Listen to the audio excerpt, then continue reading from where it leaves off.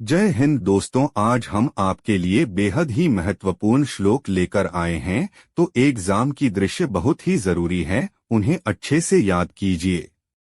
निम्नलिखित का संदर्भ सहित हिंदी में अनुवाद। श्लोक 1। मरण मंगलं यत्र विभूतिश्च विभूषणम् कौपीन यत्र कौशेयन सा काशी केन्मीते। संदर्भ प्रस्तुत श्लोक हमारी पाठ्य पुस्तक हिंदी के संस्कृत खंड के वाराणसी पाठ से उद्धृत है। प्रसंग इस श्लोक में वाराणसी की पुण्य ख्याति का वर्णन किया गया है। अनुवाद। जहां पर मरना कल्याणकारी समझा जाता है, जहां शरीर पर भस्म धारण करना आभूषण है, जहां कौपीन लंगोटी ही रेशमी वस्त्र है, वह काशी किसके द्वारा मापी जा सकती है?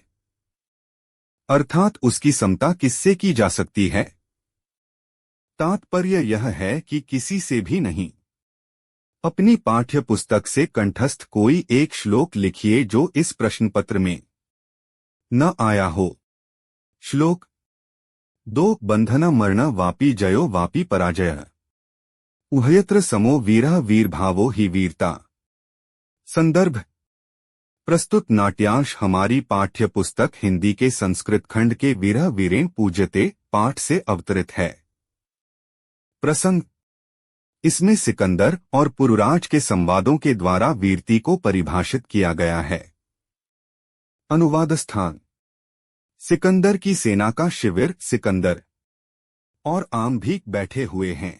बंदी बनाए गए पुरुराज को आगे करके यवनों का सेनापति एक ओर से प्रवेश करता है। अपनी पाठ्य पुस्तक से कंठस्थ कोई एक श्लोक लिखिए जो इस प्रश्न पत्र में न आया हो।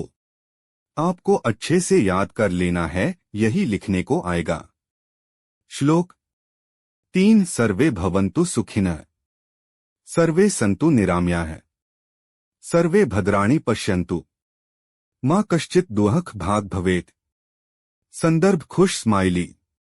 प्रस्तुत श्लोक हमारी पाठ पुस्तक हिंदी के संस्कृत खंड के अंतर्गत भारतीय संस्कृति नामक पाठ से अवतरित है।